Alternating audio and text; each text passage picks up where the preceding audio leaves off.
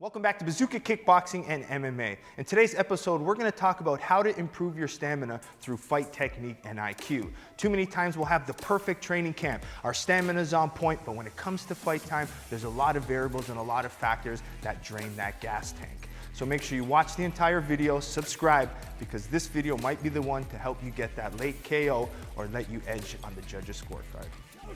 Bazooka Joe Valtellini. When it comes to fight time, there's a lot of factors that can affect your conditioning.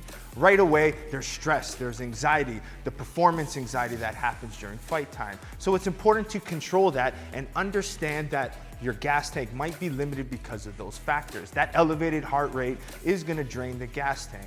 Especially now when you get into that fight, there's all that extra excitement involved. You might get an early shot that rocks your opponent and then you unload the gas tank and it's hard to recover.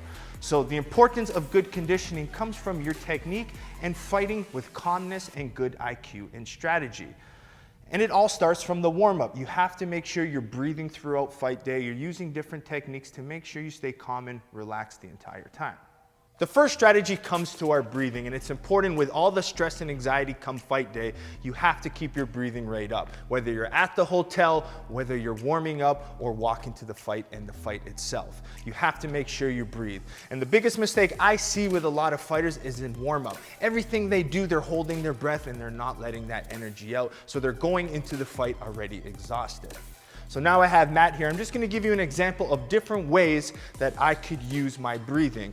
And the first one is every time you strike, you need to breathe. Whether I'm feinting or doing anything, by holding my breath, it's gonna lower my gas tank. So in any strike, I breathe.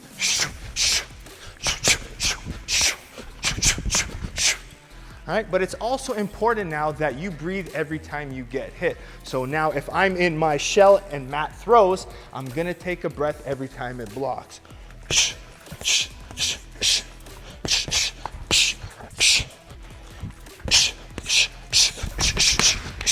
So you can see attacking and defending, we gotta make sure we breathe.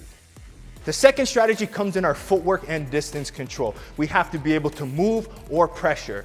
So in the beginning of the fight, it's easier to use our triangle steps fight with long distance. But as the fight goes on, our calves might fatigue and we might have to rely on pressure. And you gotta remember, your opponent is in the same boat you are. So by you pressuring, by you pushing them backwards, you might start fatiguing them a little quicker. So that's a good strategy for you.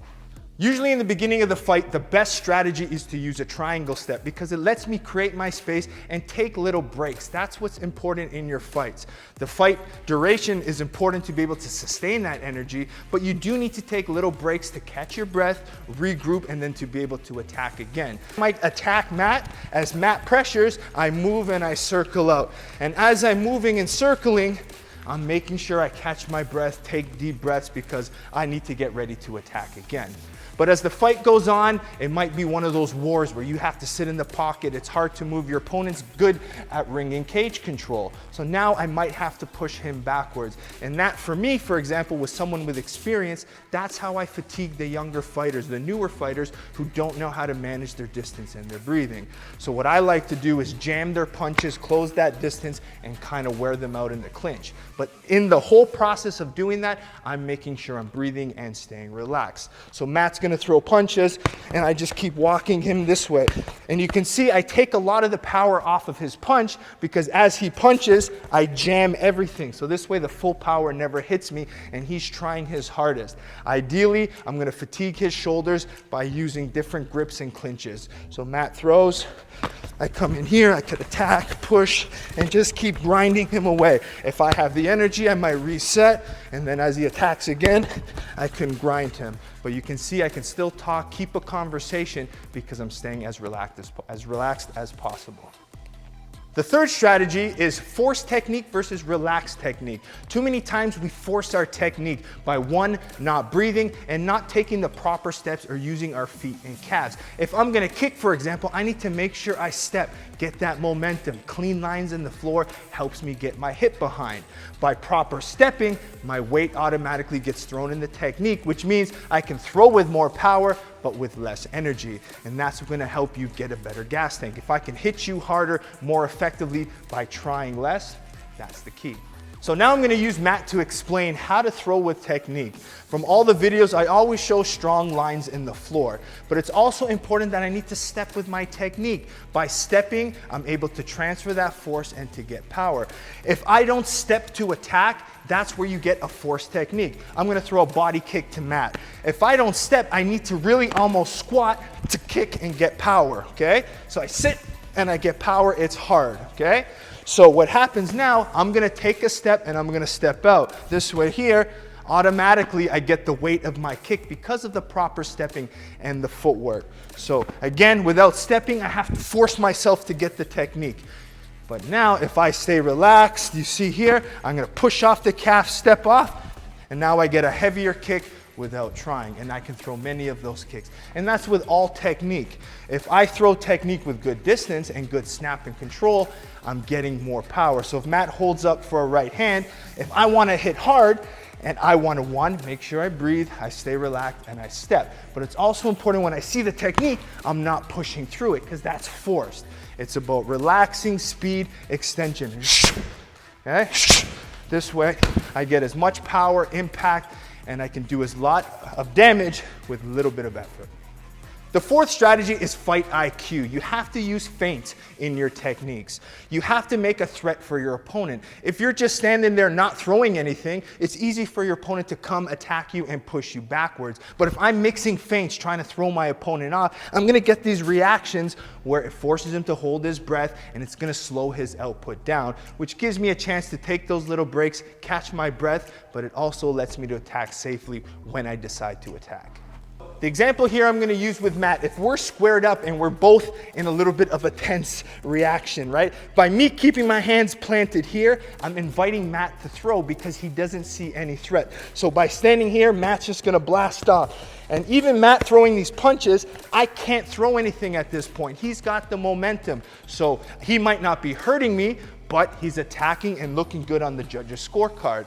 But now, as Matt's attacking me, for example, if I take a little pause and now I mix that feint, yeah, I get that reaction. Now he thinks I'm gonna counter, which gives me that little bit of time to, one, keep him away from me for a few seconds and regroup. So every so often I'm here, I'm mixing in these different feints, slight angles, get those reactions. In the meantime, look, I'm breathing, I'm relaxing, and I'm creating tension in my opponent. But every time I feint, he has to hold his breath, brace himself, which will lower your opponent's gas tank and help you recover. The last strategy, again, comes down to fight IQ, and it's about occupying space. You need to throw these volume punches to set up your power shots. You might look like you're wasting energy, but it actually helps you recover. But the key is keeping your opponent away from you. Just like our feinting, if I'm just standing here with my hands up, it's very easy for my opponent to attack. But if I keep my hands out, keep moving, it's gonna make my opponent second guess. Using the volume and straight punch is like the feint. It's gonna keep my opponent away from me. If I'm just standing here, it's very easy for Matt to be invited to throw, right? But now if I'm occupying the space here, it's gonna make Matt think twice from just walking in. So I'm here, I'm breathing, I'm relaxing. I can see I can mix in some feints and just touching. So you're gonna see it's hard for him to enter. If I'm here, it's just inviting him to blast through. So keeping even my lead hand active, mixing feints, occupying the space, it's just gonna make my opponent think twice from coming in. There you have it, different ways to improve your stamina through fight technique and IQ. Too many times our technique is being forced. We need to learn to relax with proper footwork, stepping, using the right muscles, stepping in the right direction is gonna help us get the ultimate goal of hitting the hardest with the least amount of effort. You have to train your body to be able to throw technique without forcing it.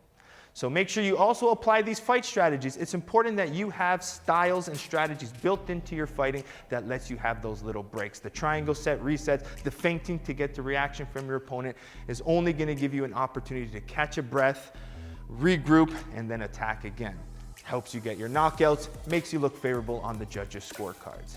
Make sure you keep liking, subscribing, and sharing Bazooka Kickboxing and MMA.